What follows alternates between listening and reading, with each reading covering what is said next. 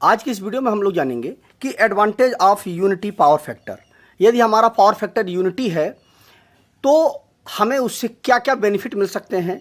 इसमें दोस्तों दो कंडीशन बनती है। पहली कंडीशन ये बनती है कि यदि आपका पावर फैक्टर यूनिटी है तो आपको क्या एडवांटेज मिलेगा, और यदि आपका पावर फैक्टर लो है तो उससे क्या आपको डिसएडवांटेज मिलेगा। हम इसमें जानेंगे कि यदि यूनिटी है तो इसमें आपको दो बेनिफिट क्या मिलेंगे, और इसमें यदि आपका पावर फैक्टर लो है तो इसमें दो लॉस हमें क्या मिलेंगे। यदि आपसे इंटरव्यू में यह क्वेश्चन पूछा जाता है तो आप आसानी से जवाब दे पाएंगे। तो आइए देख लेते हैं। देखिए, पावर फैक्टर जो होता है यह इलेक्ट्रिसिटी में यह बहुत ही महत्वपूर्ण रोल प्ले करता है। पावर फैक्टर जो होता है इसका मतलब यह होता है कि आपका जो सिस्टम है वह कितना स्मूथ है। जो हमारा पावर फैक्टर होता है वह 0.8 है, यदि 0.9 है या 1 है। ठीक है, पावर फैक्टर जो होता है वह 0 to 1 के बीच में वेरी करता है, मतलब 0.1, 0.2, 0.3 इस तरह से करते हुए 1 तक जाता है। 0 to 1 के बीच में वेरी करता है। तो यदि आपका पावर फैक्टर 0.8 है, 0.9 है या 1 है तो यह आपका यूनिटी पावर फैक्टर, यह तो हो गया, यह वाला हमारा एक जो होता है वो हमारा यूनिटी होता है, पावर फैक्टर होता है। और यदि आपका 0.8 या 0.9 के बीच में है तो आपका गुड पावर फैक्टर होगा। ठीक है, मतलब अच्छी कंडीशन में है आपका पावर फैक्टर। तो इसमें क्या होगा कि जो आपके सिस्टम की जो इफिशियंसी है वो बहुत ही बेहतर होगी और आप अच्छे से उसका यूज कर पाएंगे।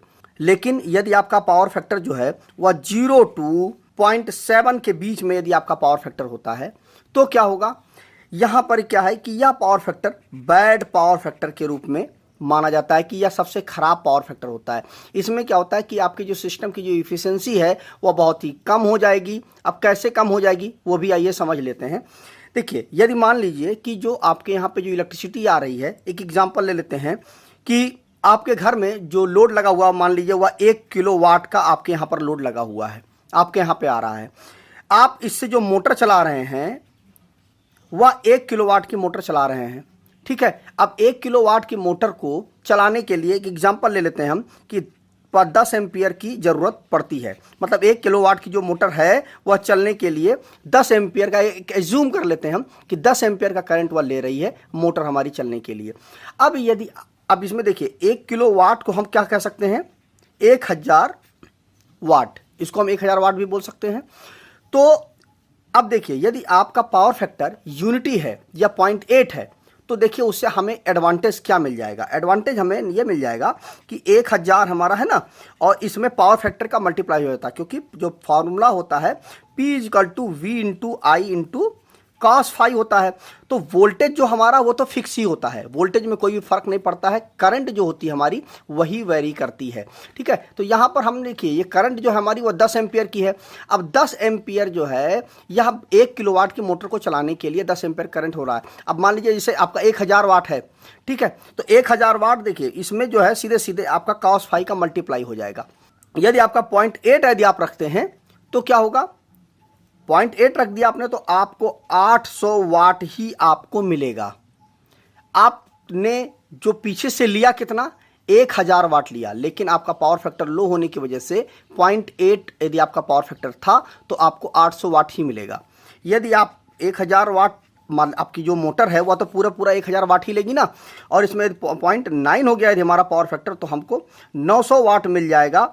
तो उससे क्या होगा कि हमारा मोटर कितना ले रहा है, 1000 वाट ले रहा है, लेकिन 900 वाट यदि हमें मिल जा रहा है तो 100 वाट का ही हमारा नुकसान हो रहा है। यहाँ पर देखिए, यदि आपका पावर फैक्टर जो है 1 हो गया तो आपको पूरा का पूरा 1000 वाट मिल गया, और आपके मोटर को जितना ही हमें पीछे से मिल रहा है पावर हाउस से वह पूरी ज़रूरत हमारी फुलफिल हो जा रही है, और हमारी मोटर जो है स्मूथली चल जा रही है। किसी प्रकार कोई भी लॉस हमारा नहीं। यहाँ पर देखिए 200 वाट का लॉस हो रहा है, यहाँ पर 100 वाट का लॉस हो रहा है, और यहाँ पर कोई भी लॉस नहीं हो रहा है। यह पावर फैक्टर जो हमारा अच्छी कंडीशन में माना जाता है। और यदि आपका पावर फैक्टर 0.5 है तो देखिए क्या हो जाएगा, आपको 500 वाट ही मिलेगा। अब देखिए इसमें सीधे सीधे आपको 500 वाट का नुकसान हो रहा है। अब यहाँ पर देखिए आपका नुकसान बहुत ज़्यादा है, यहाँ पर 100 वाट 200 वाट का नुकसान हो रहा था, यहाँ पर 500 वाट का नुकसान होने लगा। यदि आपका पावर फैक्टर अपने डाउन का है 6 है आप पावर फैक्टर, तो आपको 600 वाट ही मिलेगा। तो यहाँ पर देखिए 400 वाट का आपका नुकसान हो रहा है। कुल मिलाकर के बात ये हुई कि यदि आपका पावर फैक्टर 0.8 से लेकर के 1 के बीच में है तो आपका यह काफ़ी हद तक गुड कंडीशन, मतलब यूनिटी है तो बहुत अच्छी बात है। 0.9 है तो थोड़ा खराब है। 0.8 है मतलब ये 0.8 से लेकर के 1 के बीच में अच्छा पावर फैक्टर माना जाता है। और यदि 0 to 7 के बीच में होता है, 0.7 के बीच में होता है, तो ये बहुत ही खराब पावर फैक्टर, इसमें लॉसेज बहुत ज़्यादा हो जाते हैं। इसमें कहा जाता है कि जो हमारा सिस्टम है वह स्मूथ नहीं है, पूरी एफिशिएंसी के साथ वर्क नहीं कर रहा है। और इसमें कहा जाता है कि हमारा जो सिस्टम है वह काफ़ी हद तक स्मूथ है और इफेक्टिवली वर्क कर रहा है। अब बात यह आती है कि यदि पावर फैक्टर हमारा यहाँ पर है, यदि 0 to 0.7 के बीच में है, तो क्या होगा? इसमें क्या होगा कि जब यहाँ पर जो हमारी मोटर है वह 1000 वाट की हमारी मोटर है, वह 10 का 10 एम्पियर पूरा का पूरा लेगी चलने के लिए। लेकिन अब यहाँ पर क्या है, आप 500 वाट ही दे पा रहे हैं, लेकिन मोटर पूरी की पूरी कितने पे चलेगी? पूरी क्षमता से वह 1000 वाट पर ही चलेगी। तो यहाँ पर क्या 500 वाट का ये जो नुकसान हो रहा है आपका, वो अभी मोटर लेगी। तो उससे क्या होगा कि करंट जो है वह बढ़ जाएगी। जो ये 10 एम्पियर करंट था ना, वह 15 एम्पियर होने लगेगा करंट। ठीक है। अब यहाँ पर क्या है कि जो हमारा I²R जो हमारा लॉस है वह बढ़ जाएगा, और जब I²R लॉस बढ़ जाएगा हमारा, तो इससे हमारा हीट होगा। अब यह हीट किस में होगा? हमारी केबल में होगा। केबल में जब हीटिंग होने लगेगी तो क्या होगा, हमने जब मोटर के लिए जब हमने केबल लगाई थी तो 10 एम्पियर के अनुसार हमने लगाई थी। अब क्या हुआ कि I²R लॉस जो हमारा बढ़ गया लो पावर फैक्टर की वजह से, तो केबल जो हमारी हीट होने लगी। अब क्या हम करेंगे कि यहाँ पर जब केबल हीट होने लगी तो उस कंडीशन पे हमें केबल की जो हमारी साइज है वह हमें बढ़ानी पड़ेगी। ठीक है, जिससे कि जो हीटिंग है वह रिड्यूस हो सके। जैसे जैसे आपकी केबल का जो क्रॉस सेक्शन एरिया वो बढ़ेगा तो उससे क्या होगा कि उसकी करंट कैरिंग कैपेसिटी जो है वो बढ़ जाएगी, उसका रेजिस्टेंस भी डाउन हो जाएगा। तो आपको कुल मिलाकर के केबल की साइज बढ़ानी पड़ेगी। आपको देखिए, अगर आपका लो पावर फैक्टर है तो उससे आपको डिसएडवांटेज क्या है। यहाँ पर मैंने आपको बताया था ना कि 2 फायदे 2 नुकसान बताऊंगा। तो 2 नुकसान देखिए लो पावर फैक्टर के क्या है कि देखिए, सबसे पहली बात तो आपको केबल की साइज बढ़ानी पड़ेगी। केबल की साइज बढ़ानी पड़ेगी और उसके साथ में आपको जो आप कॉन्टेक्टर लगाएंगे स्टार्टर में, उसकी साइज आपको बढ़ानी पड़ेगी। ओवरलोड रिले की साइज आपको बढ़ानी पड़ेगी। मतलब कुल मिला करके जितना इंफ्रास्ट्रक्चर आपने मोटर को चलाने के लिए लगा रखा है वो सारा का सारा आपको बढ़ाना पड़ेगा। सबकी साइज आपको बड़ी करनी पड़ेगी। और एक बहुत ही बड़ी चीज़ क्या है कि आपका जो इलेक्ट्रिसिटी बिल है वह बढ़ जाएगा। क्यों? क्योंकि आपको तो मिल रहा है 1 किलोवाट ही, ठीक है, लेकिन आपने 500 वाट तो गंवा दिया लो पावर फैक्टर की वजह से। तो अब आपको 500 वाट और ज़रूरत पड़ेगी, तो उस वजह से आपका इलेक्ट्रिसिटी का बिल बढ़ जाएगा। तो लो पावर फैक्टर से बहुत सारे हमारे नुकसान हैं। एक नुकसान ये हुआ हमारा जो इंफ्रास्ट्रक्चर लगा हुआ है, और दूसरा हमारा इलेक्ट्रिसिटी बिल का नुकसान होता है। अब अगर आपका पावर फैक्टर यदि आपने गुड कंडीशन में कर रखा है, यूनिटी पावर फैक्टर कर रखा है, तो आपको क्या होगा कि उससे यह जो I²R लॉस है वो हमारा नहीं होगा, और जिसकी वजह से जो हीटिंग है वो भी नहीं होगी। उसकी वजह से केबल की जो साइज है वह भी आपको नहीं बढ़ाना पड़ेगा। उससे आपका इलेक्ट्रिसिटी बिल जो है वह सही से रहेगा, किसी प्रकार से इसमें कोई भी परिवर्तन नहीं आएगा। तो कुल मिलाकर कंक्लूजन ये निकला कि यदि आपका यूनिटी पावर फैक्टर है तो उससे बेनिफिट हमें ये मिल जाएगा कि हमें किसी भी प्रकार से इलेक्ट्रिसिटी बिल का कोई लॉस नहीं होगा। इलेक्ट्रिसिटी बिल हमारा ना बढ़ेगा, ना हमें जो उस मोटर को या हीटर को या किसी भी चीज़ को जो चलाने के लिए जो हमारा इंफ्रास्ट्रक्चर है उसमें हमें परिवर्तन नहीं करना पड़ेगा, और वह स्मूथली वर्क करता रहेगा। लेकिन यदि आपने पावर फैक्टर को लो कर दिया है तो क्या होगा कि उससे हमें इलेक्ट्रिसिटी बिल और ये सारी चीज़ें हमें बढ़ानी पड़ेंगी।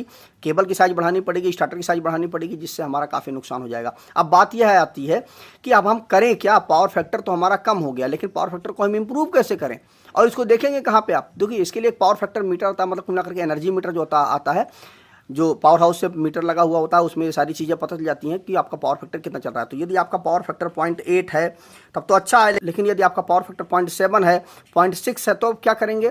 तो आप सिंपल इंडस्ट्री में तो क्या होता है, सिंक्रोनस जो आपकी मोटर होती है वो लगा देते हैं लोड के साथ में, तो वह इम्प्रूव कर देता है। या फिर आप कैपेसिटर को लगा करके आप पावर फैक्टर को इम्प्रूव कर सकते हैं। तो कुल मिला करके यदि कैपेसिटिव लोड आप लगाते हैं तो पावर फैक्टर आपका इम्प्रूव हो जाएगा। लेकिन यह भी जान लीजिए कि पावर फैक्टर को सबसे ज़्यादा रिड्यूस करने के लिए कौन कौन से कारण होते हैं। यह मैं आपको एक अलग से बता दे रहा हूँ।